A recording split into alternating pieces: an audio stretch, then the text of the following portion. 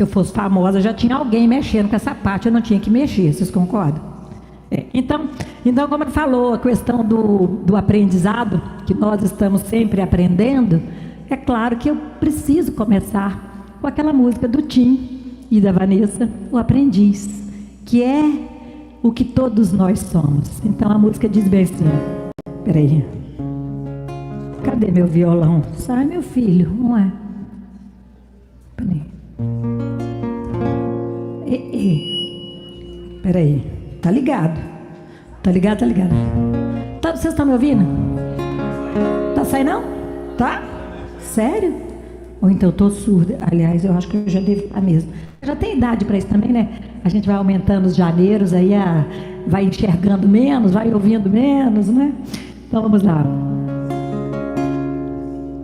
Jura? Meu Deus, que desafio. Cadê minha música, meu Deus? Ainda não pode chegar perto ali. Paciência, é. Ó, aqui, achei. Aí,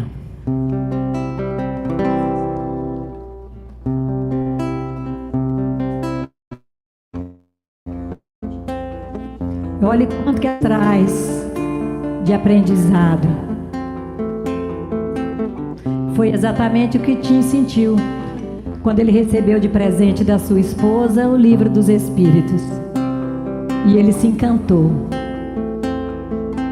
Como alguém que encontraste a luz depois de andar e andar procurando o caminho. Como alguém que enfim já pudesse ouvir respostas que trazem consolo e sentido ao destino. Eu encontrei tuas páginas e sequei minhas lágrimas, percebi que a dor da semente é o parto da vida. Como alguém que já quer seguir os passos do mestre com fé e razão conscientes, como alguém que em si já soubesse ouvir as vozes dos seres que habitam o espaço infinito.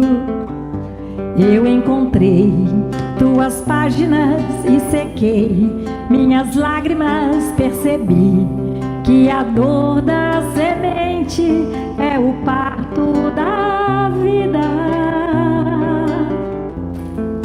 Minha dor me trouxe aqui pra entender a flor que brota em mim. Meu amor é aprendiz de um bem maior. Que seja assim neste vai e vem. Sei que voltarei pra cuidar da flor, pra acalmar a dor e ser feliz. Imagine só, neste vai e vem, sei que voltarei nas várias encarnações pra cuidar da flor, pra acalmar a dor e ser feliz.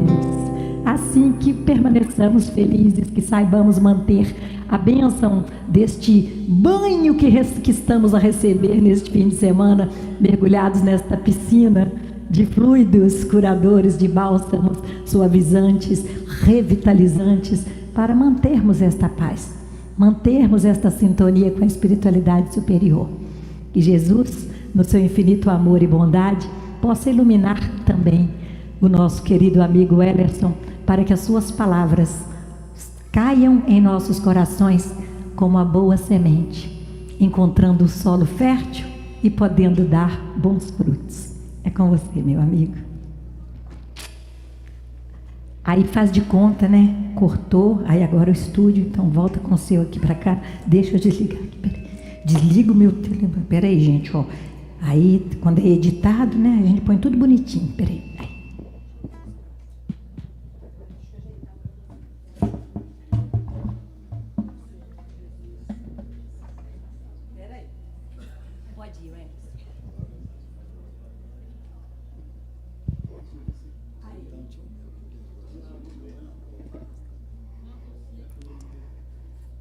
Meus queridos amigos, companheiros de ideal espírita, prezados internautas que nos acompanham pelas redes sociais, o Grupo Espírita Irmãos Arthur, boa tarde. Que as bênçãos de Jesus continuem a envolver os nossos corações em muita paz e harmonia. Antes de nós iniciarmos as nossas reflexões essa tarde, em torno do tema proposto, nós sempre gostamos de fazer um esclarecimento acerca deste assunto. Essa palestra é resultado de um seminário que temos dado, onde somos chamados para falar sobre o compromisso do trabalhador espírita. Portanto, não é uma palestra encomendada pelo Tony, pelo Orestes, Tarcísio ou quaisquer pessoas da coordenação dessa casa ou de outras casas.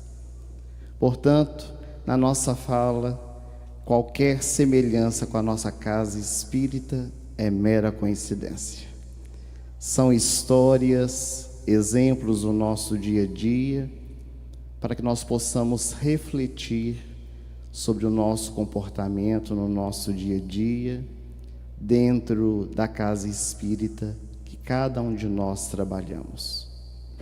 Dito isto, vamos juntos entrelaçar os nossos corações para podermos meditar sobre nós mesmos. O espírito Hilário Silva, por meio da mediunidade incomparável de Chico Xavier, no livro A Vida Escreve, tem a ocasião de narrar algo muito interessante que ocorreu com um dos grandes trabalhadores do nosso movimento espírita, do Triângulo Mineiro, o apóstolo sacramentano Eurípides Barçanufo. Eurípides, certa noite, quando foi recolher-se para dormir, logo após a sua prece para o despertamento do outro lado no sono físico, ele deparou-se com o espírito desprendido do corpo, com dois benfeitores espirituais, que o convidaram para ele fazer uma viagem para além do nosso planeta terrestre.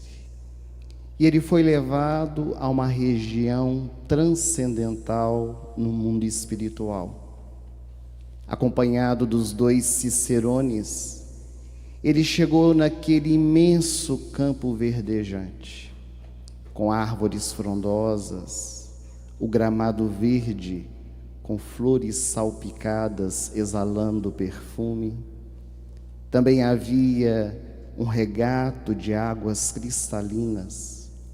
Podia-se escutar uma música suave que tocava no ar. Também uma luminosidade que não era da luz do sol. E aquele ambiente era um convite para que a criatura pudesse entrar em contato com o Criador. Eurípides fora deixado sozinho pelos seus instrutores e ele começou a andar por aquele campo, os pés descalços, meditando sobre a sua vida, sobre o seu trabalho, quando a regular distância, Eurípides percebeu que não estava sozinho, que naquele lugar havia a presença de alguém, que à distância ele não conseguia divisar quem era. E à medida que Eurípides foi caminhando em direção ao desconhecido, o seu coração começou a pulsar, as pernas ficaram trêmulas, as mãos suarentas, porque ele percebeu que era Jesus. Jesus estava sentado sobre uma rocha, ao lado do córrego de águas cristalinas, e Eurípides foi se aproximando, tomado pela emoção, ajoelhou-se aos pés de Jesus, beijou as suas mãos, e quando ele ergueu a cabeça e olhou a face de Jesus, o mestre estava chorando. As lágrimas desciam por sua face. E Eurípides, um tanto quanto assustado, ele disse: ó Senhor, tu estás chorando? As tuas lágrimas devem ser por causa daqueles que te perseguem. Tu deves estar chorando por aqueles que ainda não compreenderam a sua mensagem, que fazem guerras em nome de Deus. Tu deves estar chorando por causa daqueles que estão distanciados da mensagem divina na terra. E Jesus, calmo e doce, erguendo a sua cabeça, ele disse a Eurípides: compadecido estou daqueles que ainda não compreenderam a minha mensagem. Mas hoje eu não estou chorando por aqueles que me perseguem. Hoje eu não estou chorando por aqueles que ainda não compreenderam a minha mensagem.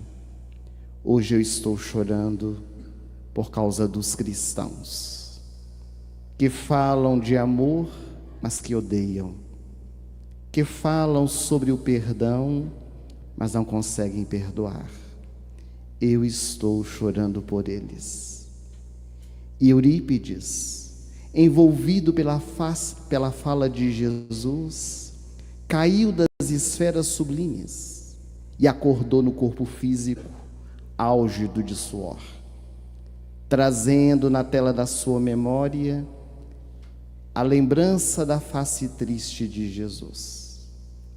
E a partir daquele dia, o apóstolo continuou trabalhando com mais afinco, espalhando as boas novas de alegria, se dedicando ao trabalho espírita para diminuir as lágrimas de Jesus. Até quando a gripe espanhola chegou no Brasil, assolando a vida de milhares de pessoas, e em Sacramento, Eurípides Barçanufo colocou na sua casa, na sua cama, os pestosos, até que, se contagiando com a enfermidade, ele regressou à pátria espiritual com a consciência tranquila do dever cumprido.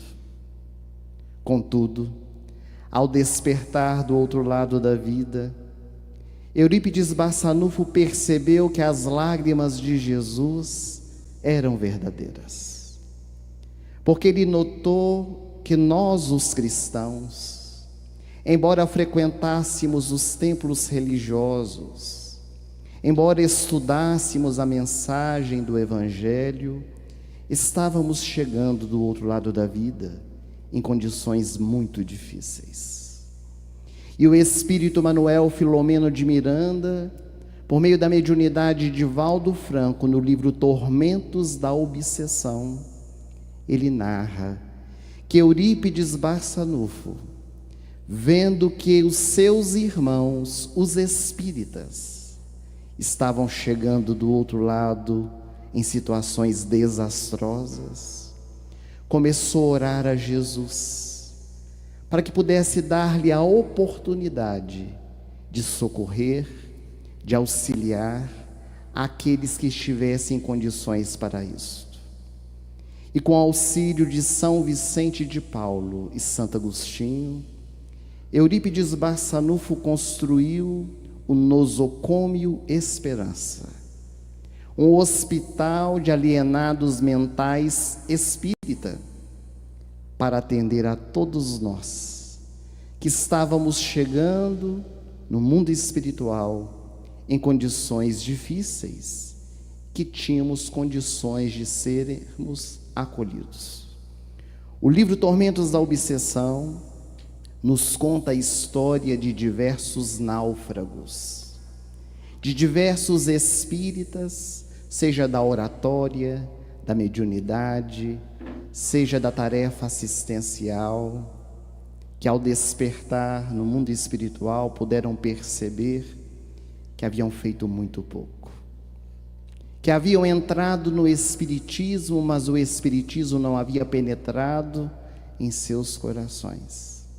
E dentre as diversas histórias do livro Tormentos da Obsessão, há uma que nos impressionou, que é a história de Evaldo, um espírito que teve a oportunidade de nascer em um lar espírita, frequentou a evangelização infantil, a mocidade, e quando formou-se no 2º grau, frequentando a casa espírita, participando das atividades, das diversas tarefas que abraçara, Evaldo entrou na faculdade de Direito.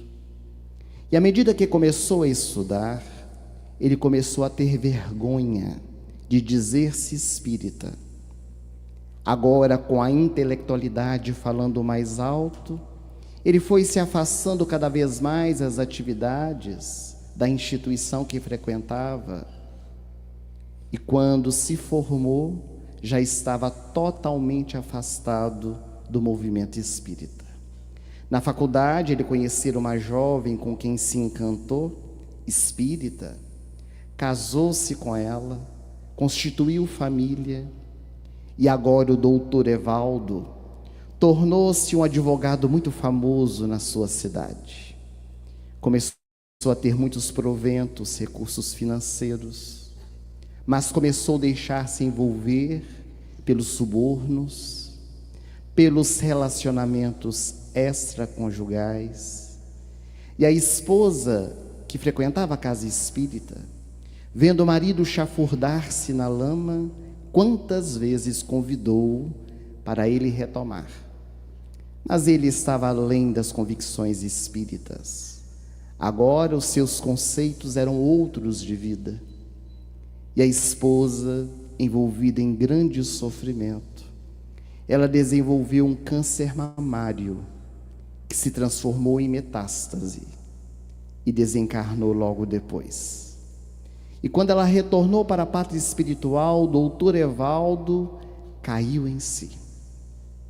Nunca é tarde para nós nos arrependermos, mas às vezes na nossa estrada evolutiva, o nosso arrependimento naquela encarnação pode chegar um pouco tardio, porque ficará apenas para a próxima experiência. E quando ele caiu dentro de si, ao invés de arrepender-se, caiu na culpa. E então deixou-se envolver pelos processos obsessivos. E doutor Evaldo, quando desencarnou, chegou do outro lado da vida em uma situação muito complicada. O espírito Manuel Filomeno de Miranda diz que o doutor Evaldo, fechado na sua dor, criou em volta de si uma cápsula, como se fosse realmente uma lagarta dentro do seu casulo.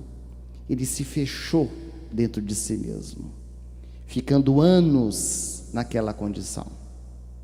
Os benfeitores espirituais o recolheram, levaram-no para o nosocomio Esperança.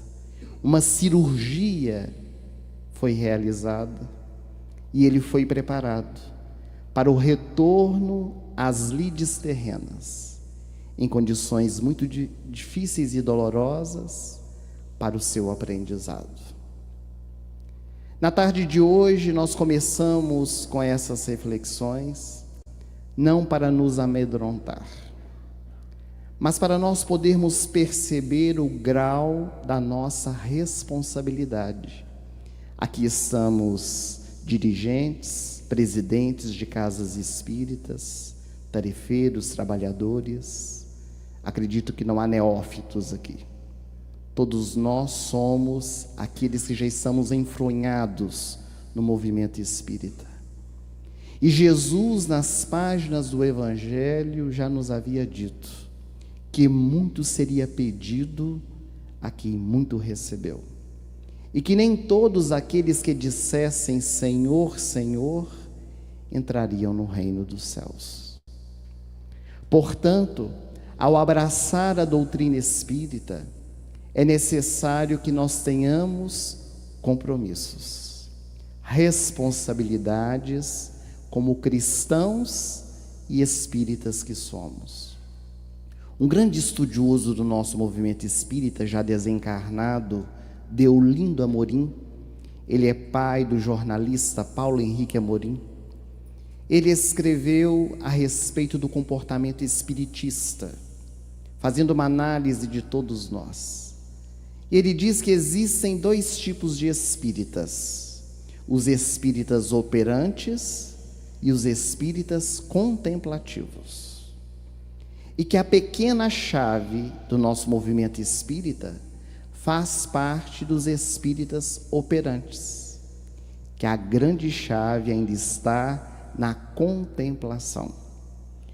O espírito operante é aquele que vestiu a camisa, é aquele que entrou para o movimento e deixou que o movimento penetrasse em sua vida, que se esforça por ser melhor, que sempre está disposto ao trabalho, embora as adversidades e as aflições, sempre encontra tempo para servir mais um pouco. Aliás, dizem os estudiosos do comportamento humano, os psicólogos, que quando nós precisarmos de alguém para algum tipo de trabalho, seja ele qual for, procuremos quem tem muito trabalho, porque quem não tem trabalho nunca tem tempo para realizar algum. Então, o espírito operante é aquele que está sempre em movimento, se esforçando por ser hoje melhor do que ontem e amanhã melhor do que hoje, domando as suas más inclinações, conforme o conceito que o Espírito de Verdade traz para o verdadeiro espírita Allan Kardec. Mas a grande chave da qual muitos de nós fazemos parte é a da contemplação. Somos aqueles espíritas que entramos para o espiritismo, mas o espiritismo ainda não entrou dentro de nós. Somos aqueles que, quando estamos numa palestra como essa, ficamos pensando assim: fulano de tal tinha que estar aqui para escutar isso, porque a palestra é para o fulano de tal que não está aqui, não é para nós que aqui nos encontramos. O espírita contemplativo é aquele que no culto no lar, quando está com a sua família, abre ao chamado acaso, e o acaso não existe. Joana de Ângeles diz que o acaso é aquilo que Deus preparou antes para que pudesse acontecer. E ao abrir as páginas do Evangelho, começa a ler o texto, olha para a esposa, olha para o marido, olha para o filho. Está vendo? Essa mensagem aqui é para você.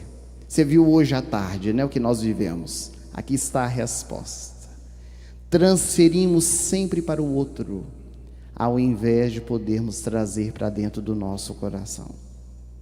A proposta de Deolindo Amorim, também da espiritualidade, é para que nós saiamos da contemplação e entremos na operância, no trabalho, no serviço, com responsabilidade, com discernimento, com doação plena. Mas enquanto trabalhadores espíritas que somos, nós precisamos nos atentar aos nossos compromissos. E o primeiro deles é com a nossa casa espírita, a casa que nós morejamos em nossas cidades, aquela que abraçamos as nossas tarefas, as nossas atividades. E a espiritualidade nos traz diversos elencos de tarefas que a casa espírita tem e que nos traz como oportunidade de trabalho e a sua função na nossa vida. Nós poderíamos dizer que a nossa casa espírita é um santuário de bênçãos. A casa espírita, quer queiramos ou não, é um templo religioso. É uma igreja, não no sentido que nós hoje utilizamos dentro da sociedade para a igreja, mas o sentido dos cristãos primitivos. Igreja como eclésia, reunião de pessoas em torno de um objetivo comum, buscando a conexão com Deus. A nossa casa espírita é um ambiente preparado para nos acolher, para nos receber. E quantas vezes nós não valorizamos isso? Nós espíritas ainda não temos a consciência que a nossa casa espírita é um templo que precisa ser preservado, precisa ser respeitado na nossa atitude, nos nossos pensamentos. Todos nós que estamos aqui já tivemos a oportunidade de visitar outros templos religiosos. E é muito comum nós entrarmos dentro de uma igreja católica e dentro dela sentirmos as vibrações de um ambiente religioso. Aquele silêncio sepulcral, onde nós podemos sentir ali a presença de Deus. Naturalmente que em algumas delas. Acontece também nas nossas casas espíritas. Às vezes nós chegamos numa instituição espírita que não conhecemos, e ao adentrar o salão de reuniões doutrinárias, nós sentimos ali a presença divina. Mas quantas outras vezes nós não temos essa oportunidade? Por causa da ambiência que nós criamos naquele local. O Espírito André Luiz, pela mediunidade de Chico Xavier, nos ensina que a espiritualidade, em qualquer trabalho espírita, muito antes de nós chegarmos, já preparou o ambiente. Imaginemos para este trabalho da pomada Vovô Pedro, quantos dias de trabalho da espiritualidade no mundo espiritual para o preparo deste ambiente, para que hoje nós estivéssemos aqui realizando o trabalho. É preciso nós valorizarmos isso. E às vezes nós chegamos e com a nossa mente, com a nossa atitude, com as nossas palavras, nós quebramos todo aquele ambiente com ruídos, gargalhadas, conversas fora de hora. São comportamentos que às vezes nós achamos que não fazem diferença, mas fazem toda a diferença, desde as pequeninas coisas. Nós estamos aqui com a Grace Abelha, que é cantora, vai em diversas casas espíritas, e às vezes nós ficamos observando um momento de harmonia musical, em que a cantora, seja quem esteja apresentando, está à frente, trazendo a harmonia, trazendo a música, e nós outros estamos conversando, como se fosse o passatempo para dar início à reunião. Aquele ambiente espiritualizante que a música iria nos proporcionar, nós nem sentimos, porque não entramos naquele mesmo clima. Nos dias de hoje de tecnologia, quanta dificuldade nós temos de por 1 hora, que é uma reunião pública normal, ficarmos apartados do aparelho celular. E quando ele treme dentro do bolso, ai, ai, ai, que mensagem extraordinária chegou. Será o que foi mandado agora para nós? E nós não conseguimos ficar sem olhar, dar aquela olhadela, para ver quem é que chegou no nosso WhatsApp. Quão difícil é na nossa caminhada, às vezes, nós entendermos que essas pequeninas coisas, elas transformam, elas modificam todo o ambiente. Certa ocasião, nós estávamos em uma palestra em Belo Horizonte, e logo no início das atividades, a presidente da casa pediu para que todas as pessoas colocassem os celulares no modo silencioso. Geralmente é pedido em quase todas as reuniões. E então nós começamos a fazer a nossa palestra, e daí uns 10, 15 minutos do encontro, um celular começou a tocar. Aqueles celulares que começa baixinho dentro da bolsa, e depois vai aumentando o tom, vai aumentando. Era a bolsa de uma mulher que estava presente, a bolsa dela debaixo da cadeira. Ela pegou a bolsa, abriu, e não sei por que mulher tem tanta dificuldade de encontrar as coisas dentro da bolsa. Com algumas exceções, é claro, desculpe as mulheres. Mas ela foi revirando a bolsa, não achava o celular. Estamos aqui com o Getúlio, o celular tocando cada vez mais alto. Quando ela achou o celular, alô, dentro do salão, Alô, e começou a conversar, saindo de dentro do salão e ficando do lado de fora do salão da casa espírita, conversando como se estivesse na casa dela. E enquanto ela gritava lá fora, nós gritávamos aqui dentro, porque sem o microfone ficava mais difícil. Quando o telefone de alguém toca num ambiente em que já se pediu para desligar, o que a gente faz? Confere o nosso, para ver se também não está fora do silencioso. Tem gente que está conferindo agora, hein? O fato é que nós continuamos a fazer a palestra e o segundo celular tocou. Era de um senhor. Ele rapidamente encontrou o celular, deu end, desligou, não sei o que fez, só sei que causou desconforto, tanto nas pessoas quanto em nós, porque nós também que fazemos palestras, ficamos desconcertados com situações como essa. Continuamos o trabalho, quase ao final, quando geralmente nas palestras nós trazemos aquela mensagem que é para levar dentro do coração. Meus amigos, o terceiro celular começou a tocar. Era muito celular para uma reunião só. E o celular foi tocando naquela música conhecida. E o pior é que ninguém atendia. Quem é que ia atender o terceiro celular de uma noite, de 1 hora de duração? O celular tocando, tocando, tocando. Quando de repente, meus amigos, era o meu celular que estava tocando. Logo à frente estava o meu celular. Porque nós também, oradores, temos as nossas dificuldades. Também temos as nossas indisciplinas. Nós estamos temporariamente nessa condição de quem fala. Mas todos nós temos as dificuldades. Então essas pequeninas experiências dentro da nossa casa espírita, elas conseguem às vezes derrubar toda uma vibração construída pela espiritualidade, no arrastar das cadeiras, no conversar sobre questões que não tem nada a ver com a casa espírita. Tem gente que dentro do salão da casa espírita fala mal dos outros. Já ficou sabendo, menino, o que aconteceu? Vou te contar. Conta mesmo, estou doido para saber.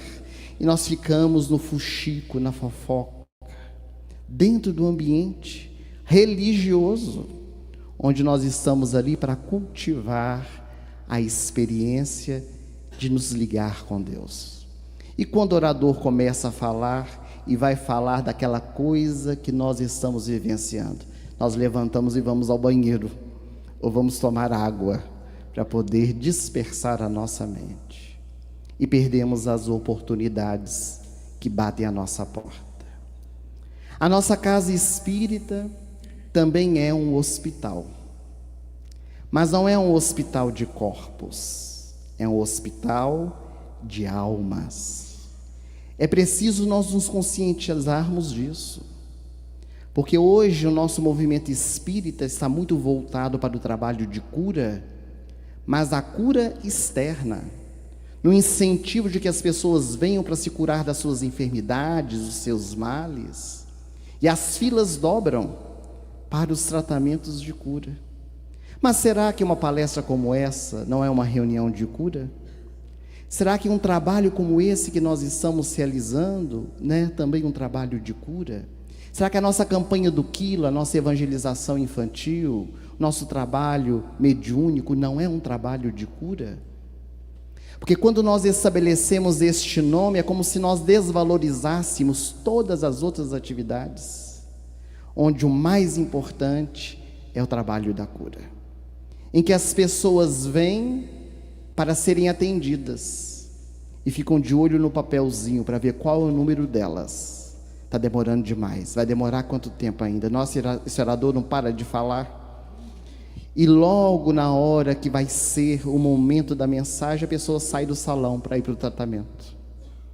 Então é muito importante, e não é crítica, é uma análise do nosso movimento espírita, afinal é o nosso compromisso com ele, para que nós possamos ressignificar estes movimentos, mostrando a todos e a nós próprios que a cura, ela começa de dentro, porque o corpo é o reflexo da nossa alma. corpo é o escoadouro das nossas enfermidades espirituais. Cura-se o corpo, mas o espírito continua chagado. Daí a pouco, a doença retorna. O nosso movimento espírita dispõe de tratamentos extraordinários de cura. Nós temos os passes, a transfusão de energias, um mecanismo utilizado desde antes de Jesus e usado também pelo Mestre como recurso curativo maravilhoso, que às vezes também nós não sabemos utilizar, porque há chamado no nosso movimento espírita os papapasses, que se não vão à casa espírita, não entram dentro da cabine e não tomaram passe. E quando por acaso o número de passistas é pequeno, ou naquele dia por algum motivo não teve condições de dar o passe individual, e o dirigente diz, hoje teremos o passe coletivo, fica aquele descoroçoamento, como se fôssemos embora sem receber absolutamente nada. Nós ainda não acreditamos que a espiritualidade está aqui conosco, manejando os recursos em nosso favor. É óbvio que o passe individualizado, ele tem as suas características, tem a sua importância, é a canalização da energia também animal do ser humano, acoplada a dos benfeitores para o tratamento, mas isso não é o mais importante, porque às vezes o indivíduo sai da cabine pior ou igual entrou, porque não canalizou, não abriu a sua mente para poder acolher aquelas vibrações. A água fluidificada, outro recurso de tratamento, onde a espiritualidade coloca nela o remédio para o nosso corpo, para a nossa alma, buscando fortalecer para a nossa jornada. Nós temos os trabalhos de desobsessão, um recurso de atendimento aos nossos irmãos desencarnados, que não deixa de ser um tratamento de cura, para aqueles que estão no plano espiritual, acolhidos na nossa reunião, mas também para nós outros, que passamos por essa experiência da influência nas nossas vidas, na conscientização de que ela acontece porque abrimos sintonia. Nenhuma obsessão se dá na nossa vida se nós abrirmos a brecha para que o Espírito atue na nossa mente, seja nos compromissos do passado ou nos compromissos de hoje. Mas talvez um dos maiores recursos de cura que nós temos dentro da nossa casa espírita, que nós ainda não compreendemos, é a tarefa, o trabalho. O trabalho com Jesus, ele nos fortalece, nos dá bom ânimo, nos ajuda a entender as dificuldades do outro, porque todas as vezes que nós lidamos com a dor do outro, nós ressignificamos a nossa dor, e passamos a entender que às vezes o nosso problema é quase nada, diante das experiências tão difíceis que outras pessoas passam. Indo à África e vendo a miséria material que ali se encontra, nós passamos a ressignificar muitas coisas da nossa vida. Ninguém que vai à África retorna do mesmo jeito, porque é preciso reavaliar os nossos conceitos, o que é dor, o que é fome, porque nós adoramos dizer, estou morrendo de fome. Talvez alguns estejam com fome, daqui a pouco nós vamos jantar. Nós não estamos com fome, nós estamos com apetite. Fome é diferente. Fome é ficar 1, 2, 3 dias sem comer, ter dores terríveis no estômago, ter desequilíbrios mentais por causa da fome, até morrer por inanição. Então, como hospital, a nossa casa espírita, ela precisa trabalhar com o espírito, para que nos curando por dentro, isso possa se expressar por fora. A nossa casa espírita também é uma escola, e na escola nós estamos em aprendizado constante. É muito comum quando nós abraçamos a doutrina espírita, depois de algum tempo, quando nos tornamos veteranos, nós acharmos que sabemos tudo. Não frequento reunião doutrinária mais não. Reunião pública, os oradores falam sempre a mesma coisa. Já sei de tudo isso, será? Porque quem sabe, pratica. Além do que a pedagogia nos ensina que todas as vezes que nós escutamos algo repetido, nós reafirmamos dentro de nós aquela proposta, reavaliando a nossa vida. Então, reescutar é muito bom para o nosso aprendizado. Sócrates, o grande pensador e filósofo grego, quando foi escolhido no templo de Delfos como o homem mais sábio de Atenas, um dos seus discípulos chegou contente, contando-lhe, e Sócrates disse: eu sei porque eu fui escolhido. Porque quanto mais eu sei, mais sei que nada sei. O nosso aprendizado é constante. Se nós pegarmos um livro espírita e lermos hoje, e amanhã lermos a mesma mensagem, nós vamos ter uma outra visão. É outro conceito que nós temos por causa das nossas experiências, que a todo dia nos ensina, que alarga o nosso conhecimento por meio da vivência, porque é o cotidiano que nos ensina. A sabedoria, ela é adquirida pela experiência. O conhecimento não, o conhecimento é pelo estudo. Mas a sabedoria é a experiência do dia a dia. Nós temos pessoas analfabetas que são muito sábias e pessoas intelectualizadas que são muito tolas. Então, o aprendizado na casa espírita como uma escola é este estudo do dia a dia, onde através dos livros, das palestras, dos seminários, nós vamos aumentando, dilatando o nosso conhecimento. No nosso movimento espírita é muito comum nós nos dedicarmos à leitura dos romances, que são histórias maravilhosas, são histórias reais, geralmente, contadas pelos espíritos.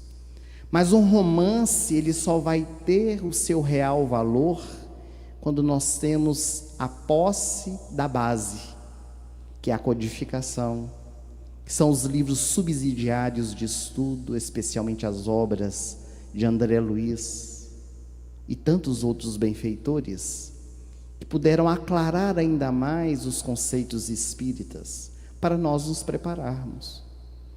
Quando a primeira vez foi lançado o filme Nosso Lar, que levou milhares de pessoas ao cinema, na sessão em que nós estávamos superlotada, quando nós estávamos saindo, nós escutamos alguns jovens que estavam atrás de nós dizendo assim: adorei esse filme, pura ficção científica. Por quê? Não tem conhecimento da base. Se torna uma história como outra qualquer, que pode trazer uma mensagem, pode trazer uma lição, mas que não chega na sua essência, porque não tem a base. Quando a Federação Espírita Brasileira fez o congresso em homenagem a Chico Xavier, no ano de 2010, os 100 anos do seu nascimento, estavam reunidos em Brasília 5.000 pessoas. A maioria das pessoas que estavam ali eram dirigentes de casas espíritas.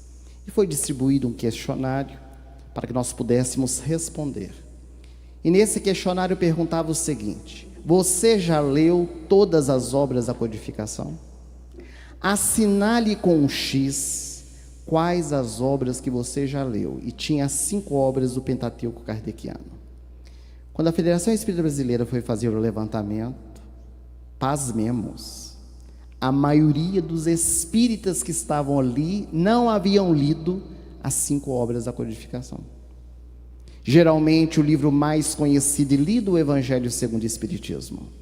O livro dos Espíritos, utilizado por alguns de nós, o livro dos médiuns no trabalho mediúnico, mas o céu e o inferno e a Gênese quase que desconhecidos, quase que não lidos. Como nós vamos professar uma doutrina que nós desconhecemos? Então é preciso nós nos enfronharmos. O Espírito Camilo, pela mediunidade Raul Teixeira, ele escreveu que o espiritismo pode ser comparado a um oceano, em que nós, os espíritas, nos encontramos à margem. Ainda há muito mar para ser avançado, para ser descoberto. A nossa casa espírita também é uma oficina de trabalho, uma oportunidade de servir, de colocar mãos à massa, de vivenciar a teoria que nós tanto temos estudado. Como uma vinha que convida os trabalhadores para poder empunhar a enxada, para produzir, para levar algo àqueles que batem à nossa porta. E sendo uma oficina de trabalho, uma empresa, entre aspas, ela requer compromissos.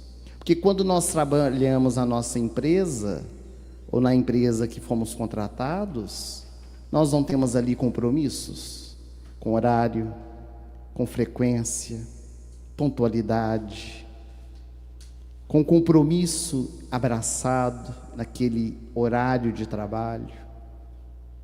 E às vezes o nosso movimento espírita, por se tratar de um trabalho voluntário, e ele o é, nós confundimos isso. Nós achamos porque é voluntário, nós vamos quando podemos. E é verdade. Nós só abraçamos uma tarefa quando nós podemos. Mas depois que abraçamos, já não podemos mais fazer nada naquele dia, naquele horário. Não é porque é um trabalho voluntário que ele ficará a escanteio, sem compromisso. Então, se nós temos o compromisso na terça-feira à noite, com uma tarefa na nossa casa espírita, naquele dia à noite nós não estamos disponíveis. Se alguém nos telefonar para jantar na casa deles terça-feira à noite, não posso, hoje eu tenho a tarefa. Se é o campeonato do time do nosso coração na terça-feira à noite, não posso, hoje eu tenho a tarefa. Mas nós vamos abrindo mão daquilo que nós julgamos ser mais importante, deixando a tarefa de escanteio. É claro que existem imprevistos, eles sempre ocorrem. Há algumas atividades, algumas situações que nós não temos como, precisamos abrir mão da tarefa. Mas quando a tarefa se torna um imprevisto, este é o problema. Hoje eu posso, e nós vamos. E é um compromisso que nós assumimos, não nos iludamos.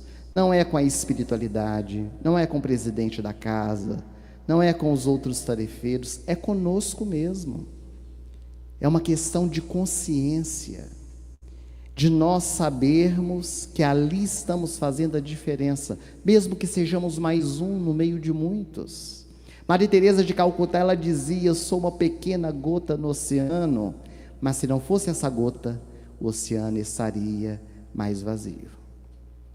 Então a nossa presença em uma tarefa, seja em qual função que nós estivermos, ela é muito importante. Primeiramente para nós mesmos, para o nosso crescimento, para o nosso aprendizado.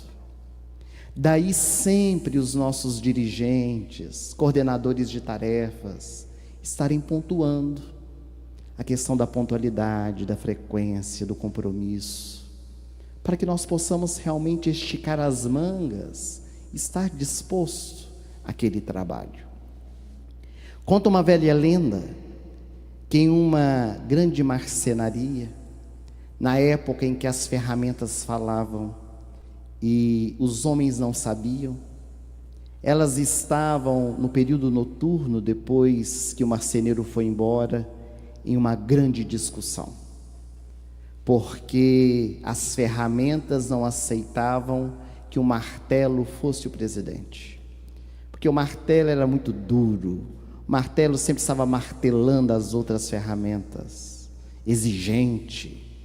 Então elas se revoltaram, fizeram um motim, uma assembleia, para poder decidir quem seria o presidente. E com aquela movimentação, o martelo até aceitou. Ele meditou, quem sabe se outra ferramenta sumisse, houvesse alguma modificação. E ele tomou a palavra dizendo que ele aceitava se houvesse um comum acordo de todas as outras ferramentas, que a mudança fosse feita, mas que ele fazia uma ressalva, que a única ferramenta que ele não aceitava assumir a presidência era o parafuso. Porque o parafuso, ele dá muitas voltas, muitas voltas, muitas voltas, até atingir o seu objetivo, e demora muito. O parafuso estava ali quieto no seu canto, não havia dito nada, ele nem havia se interessado pelo cargo. Quando ouviu falar o seu nome, já se levantou. Se levantou para defender e disse: olha, nem queria ser presidente nessa marcenaria, mas já que falaram de mim, eu vou dar o troco. Eu não quero e nem vou aceitar, mas não aceito de modo alguma que a lixa seja presidente, porque a lixa lixa todo mundo e continua áspera. Ela eu não aceito de jeito nenhum. A lixa também tomou a palavra e disse: eu não aceito o metro, porque o metro mede tudo, todo mundo, e não mede a si mesmo. E assim a discussão foi por toda a madrugada, sem que eles chegassem a um denominador comum. Quando o dia amanheceu, sem que as ferramentas percebessem, a porta se abriu. Era o marceneiro chegando para trabalhar. As ferramentas silenciaram, porque os homens não sabiam o que elas falavam. Silenciaram, e o marceneiro abriu tudo, colocou a tora de madeira em cima da mesa, pegou as ferramentas, colocou todas ao seu redor, e utilizou do metro medindo, depois do serrote cortando, depois a lixa lixando, depois utilizou do martelo, depois usou do parafuso, e foi trabalhando. Trabalhou o dia inteiro, até que quando chegou no fim da tarde, havia construído um belo móvel. Estava muito feliz. Havia alcançado um objetivo: terminar a construção de um móvel. Quando ele terminou, ficou tão agradecido, resolveu fechar mais cedo a marcenaria. Fechou, e quando ele saiu, a discussão retornou. Elas começaram a brigar entre elas novamente para decidir quem seria o presidente, quando o serrote resolveu tomar a palavra. Ele disse: minhas amigas, ferramentas dessa marcenaria, prestemos bastante atenção, porque hoje o marceneiro chegou pela manhã e utilizou daquilo que nós temos de melhor. Usou a força do martelo, usou a limpeza da lixa, usou a certeza do metro, usou a união do parafuso. Ele viu aquilo que nós temos de melhor dentro do nosso coração. Não devíamos fazer o mesmo? Um silêncio se fez. O resultado, o martelo continuou como presidente. Na nossa marcenaria, na nossa oficina de trabalho, que é a casa espírita, o marceneiro é Jesus. E quando ele chega, ele usa o que nós temos de melhor. Ele usa das nossas qualidades e virtudes. Padre Fábio de Mello, num dos seus sermões, ele diz que Jesus não vê aquilo que nós somos, ele viu que nós ainda vamos ser. As qualidades que estão latentes dentro do nosso coração. Porque quem de nós aqui, às vezes, não somos martelos, martelando as pessoas, falando a elas o que devem, o que não devem fazer, como fazer? Quem de nós, às vezes, não assumimos a postura de parafuso? Somos chamados a fazer uma tarefa, e até fazemos, mas demoramos muito. Vamos dando voltas, voltas, voltas, até chegar no ponto. Ou quem de nós ficamos lixando as pessoas, querendo transformá-las, enquadrá-las dentro daquilo que nós acreditamos que é o melhor? Ou quem de nós ficamos medindo o outro? Ontem você não veio, né? Eu percebi. Está faltando demais, hein, da nossa tarefa. O que está acontecendo? Então é preciso que, como oficina de trabalho, nós possamos valorizar as ferramentas que temos para a construção de uma marcenaria mais harmônica, a serviço de Jesus. Mas por fim nós podemos dizer que a nossa casa espírita, ela é um instituto familiar, no nosso encontro e nos nossos reencontros.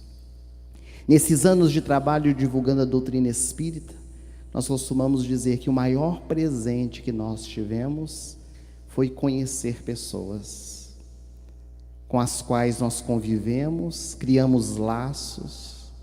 Às vezes, todos nós temos essa experiência de vermos alguém no nosso movimento espírita que nunca vimos e criamos com ela aquela empatia.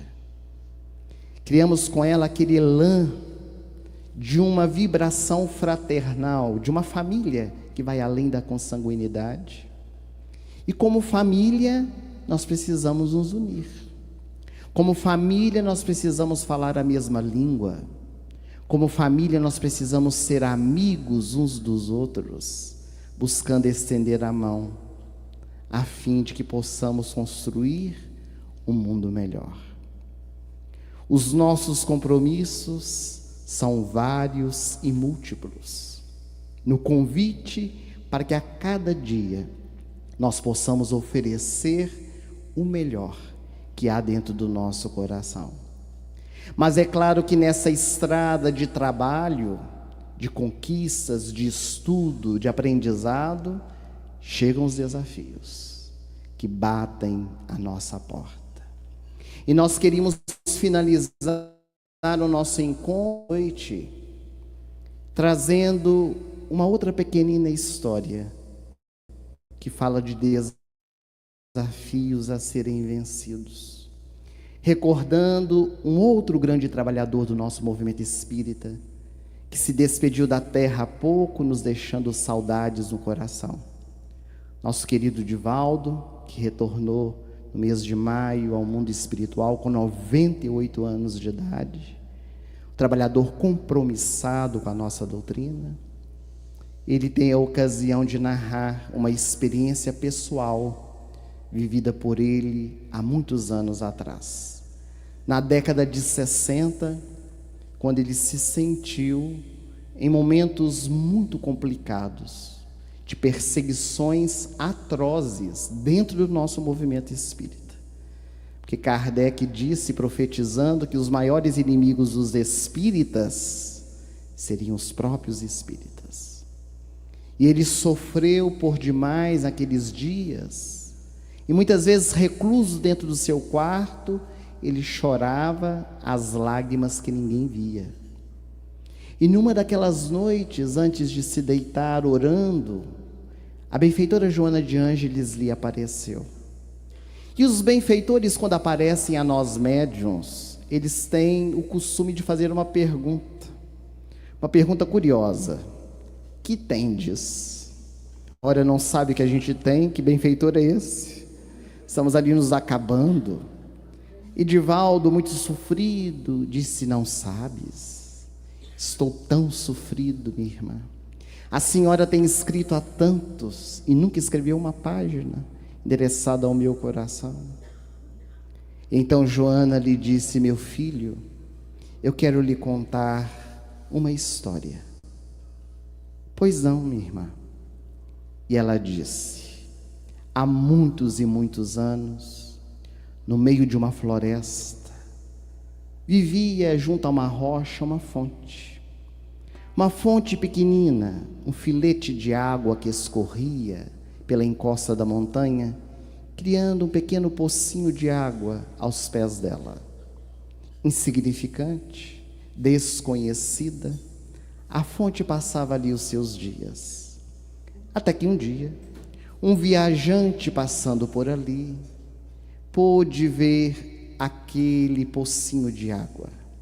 Abaixou-se, fez as mãos em concha e sorveu da linfa cristalina. E quando tomou, ficou agradecido. Ficou tão agradecido que orou a Deus e saiu dali cantando glórias ao Criador. A fonte, que havia servido pela primeira vez, ficou tão empolgada que ela também orou. e pediu ao Senhor da vida que ela pudesse ser mais útil, que as suas águas pudessem se avolumar para ela levar vida e vida em abundância por onde passasse. E o Criador a escutou, fazendo com que chovesse, e as águas se avolumaram, que escorreu daquele pequeno poço, formando um pequeno riacho, que adentrou a floresta e molhou as árvores, levou vida para as pastagens verdejantes. Os animais vinham beber da linfa cristalina, e o riacho ficou muito feliz por estar servindo mais ao Criador. Orou o riacho, que queria fazer mais, muito mais. E então a divindade generosa fez que no seu caminho o riacho se encontrasse com outros riachos, porque juntos podemos fazer muito mais. E o riacho se transformou no rio caudaloso, num rio de grandes proporções, que passou pelas cidades, levando também vida para os seres humanos. E o rio ficou feliz por estar servindo ao Criador. Porém, numa das dobras do caminho, o rio encontrou com uma imensa tora de madeira que interceptou as suas águas. Não conseguia seguir adiante. O rio, muito preocupado, porque queria seguir servindo, esperou o tempo. E as águas foram avolumando, até que transporam a tora de madeira e seguiram em frente. O tempo passou, o rio caminhava em direção ao mar. Mas um dia, o rio caiu dentro de um abismo. Era tão profundo. E ali estagnou as suas águas, sem saber como sair de dentro do abismo. Começou a desanimar, começou a blasfemar contra Deus.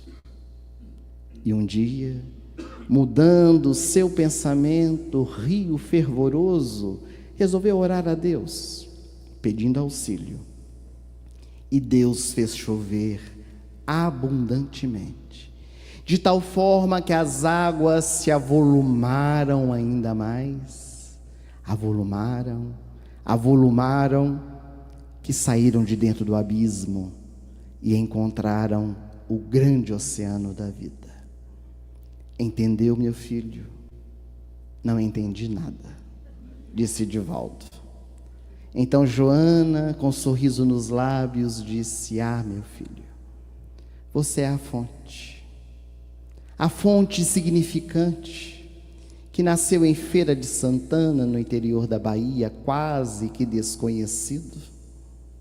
E um dia, tu foste convidado a levar a sua água, por meio do Evangelho, a algumas criaturas. E feliz por ter servido a Jesus e a Deus, o nosso Criador, você orou. Suas águas se avolumaram, e você começou a viajar o nosso país, levando a mensagem onde fosse chamado. Você continuou orando, orou tanto e tanto, que Deus abriu os continentes, para que você pudesse ir onde nunca antes havia se falado da mensagem de Jesus. Agora, você caiu no abismo. Não podes esmorecer. Estagna, silencia, ora, trabalha, porque Deus vai chover de bênçãos na sua vida, para que as suas águas se avolumem e você possa um dia encontrar o grande oceano da vida. Que enquanto trabalhadores espíritas, nós possamos avolumar as nossas águas, para sair dos abismos que às vezes nos encontramos e poder servir, indo em direção ao grande oceano que nos aguarda, o seio de Deus, nas alegrias e felicidades da vida eterna. Nós queríamos agradecer a oportunidade de aqui estarmos, de trocarmos as nossas reflexões, as nossas experiências. E antes de nós escutarmos a última canção cantada pela Grace, algumas pessoas nos perguntaram, porque hoje o Tarcísio, quando estava fazendo as apresentações, se referiu ao trabalho na África. Perguntaram a nós sobre este trabalho. A Fraternidade Sem Fronteiras é uma ONG que foi fundada há 15 anos atrás por um coração generoso chamado Wagner Moura, que não é o artista, é um homem desconhecido, hoje já bastante conhecido no nosso movimento espírita, que buscou realizar as atividades voltadas ao seu coração, porque desde a sua juventude ele quis realizar um trabalho na África. E à custa de muito trabalho, de muita dedicação, ele conseguiu dar a primeira unidade, há 15 anos atrás, com 75 crianças. E passados esses 15 anos, hoje nós atendemos a 37 mil pessoas, em 8 países, entre eles o Brasil, com auxílio de muitos corações, de pessoas que entenderam que a caridade não tem fronteiras. Que onde houver a necessidade, de acordo com o chamado do nosso coração, nós podemos fazer a diferença. Existem várias maneiras de ajudar a fraternidade. Uma delas é apadrinhando, com R$50 mensais, nós fazemos a diferença na vida de uma criança. Mas também participar das caravanas, indo em loco, para poder ver. Nós temos várias pessoas que estão aqui, que já foram nas caravanas. Também divulgando para que outras pessoas possam conhecer. Depois procuram pelo Google, Fraternidade Sem Fronteiras, e vão encontrar o site. E a Pomada Vovô Pedro tem seguido junto conosco, também para a África. Conforme o Tarcísio contou, as nossas crianças, especialmente em Madagascar, hoje já melhorou bastante a situação com a chegada da Fraternidade Sem Fronteiras, mas a maioria delas vivem descalças, e elas têm muito bicho de pé. Mas não é aquele bicho de pé aqui do Brasil, que a gente pega na roça, 1, 2, 3, que rapidamente nós tiramos. São dezenas e dezenas de bichos de pé no único pezinho, que vai corroendo, acabando com o pé da criança, que vai proliferando. Então, quando as caravanas chegam, especialmente médica, eles retiram, causando nas crianças muita dor, e para cicatrizar usam a pomada Vovô Pedro, para poder auxiliar no tratamento. E em Moçambique, que é o lugar que nós mais visitamos, a nossa caravana é da educação, as nossas crianças em Moçambique, em sua grande maioria, dormem no chão batido, ou sobre uma esteira. Então elas desenvolvem fungos na cabeça, no corpo. E então nós passamos também a pomadinha, como uma forma de aliviar ou de curar aquele fungo que aparece na criança. Então a pomada Vovô Pedro está chegando também na África, levando alívio a muitos corações. Eu gostaria de sugerir, Grace, que nós pudéssemos cantar agora uma canção que tem tudo a ver com o nosso trabalho dessa tarde, uma canção que Leopoldo Machado, inspiradíssimo, trouxe para que todos nós pudéssemos relembrar do nosso compromisso dentro da casa espírita, que é o Alegria Cristã. Acredito que seja uma canção que todos nós conhecemos. Então vamos cantar Alegria Cristã, agradecendo a todos pela atenção e pelo carinho.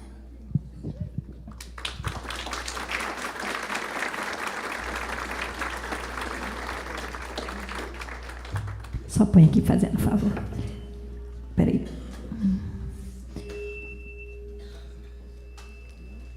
Peraí. 3.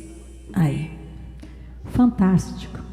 Como que tudo deu certo no tempo de Deus, não é? Alegria Cristã. Deixa eu colocar aqui. A canção da Alegria Cristã que chama, não é? Isso. Então, espera aí, vamos lá. Então, meus irmãos, todo esse tumulto assim, não sei se vocês perceberam, mas nós fizemos simultaneamente a transmissão das duas palestras, do Cleiton e agora do Ellerson, e muitas pessoas já se manifestaram no chat agradecendo este compartilhamento. Deixa eu melhorar aqui um pouquinho, senão vai ficar ruim. Peraí, minha filha. Peraí, ei, tá dando um eco aqui muito ruim, desculpa. Aí, acho que vai melhorar agora. Ai, Senhor, é muita emoção, né? Então vamos lá. E todos têm que cantar juntos, por quê? Porque todos nós conhecemos esta canção da alegria cristã, que nos diz que nós somos companheiros, amigos, irmãos, que vivem alegres, pensando no bem. Não podia ser diferente, porque quando Jesus disse que meus discípulos serão reconhecidos por muitos se amarem, então não é natural que nós sintamos outro sentimento que não o da alegria e da gratidão quando estamos juntos. E isso nós estamos vivenciando neste fim de semana. Somos companheiros, amigos, irmãos, que vivem alegres pensando no bem. A nossa alegria é de bons cristãos, não ofende a Jesus, nem fere a ninguém. A nossa alegria, Cleiton, é o bem do Evangelho, vibra e contagia, da criança ao velho, mesmo entre perigos, daremos as mãos como bons amigos, como bons cristãos. Que lindo! Sempre ombro a ombro, sempre lado a lado, vamos trabalhar com muita alegria pelo espiritismo mais cristianizado, pela implantação da paz e harmonia. Todo mundo! A nossa alegria é o bem do Evangelho, vibra e contagia,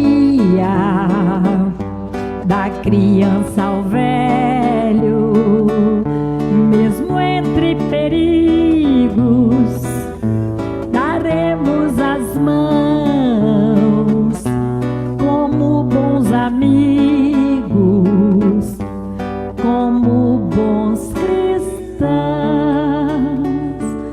Podemos orar a de Bezerra de Menezes? Obrigada, gente. Que maravilha podermos estar juntos neste movimento, né? É simplesmente abençoado porque nos cura. Como nos cura?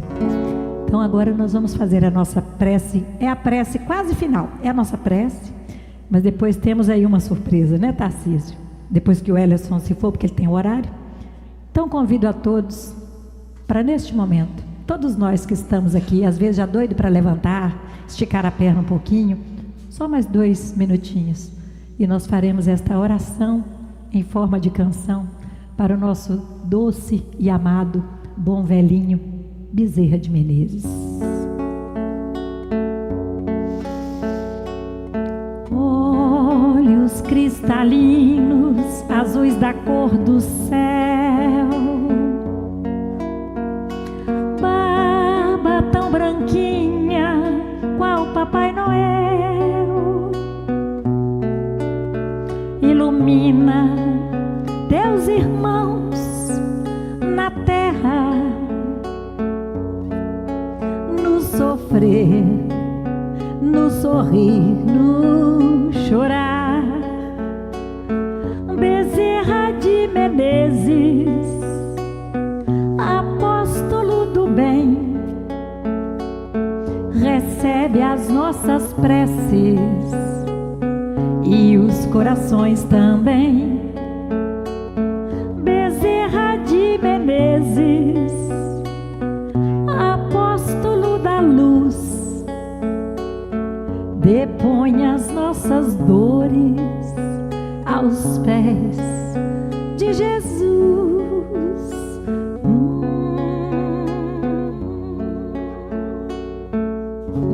E com a certeza do nosso querido e amado benfeitor junto a nós, vamos agradecer a Deus e permanecer com esta bênção, que nada nos tire a alegria e as bênçãos derramadas sobre todos nós neste fim de semana. Valeu, meus irmãos. Meu amigo, vá com Deus. Tarcísio, passar agora? Hã? Tá, desculpa. Peraí.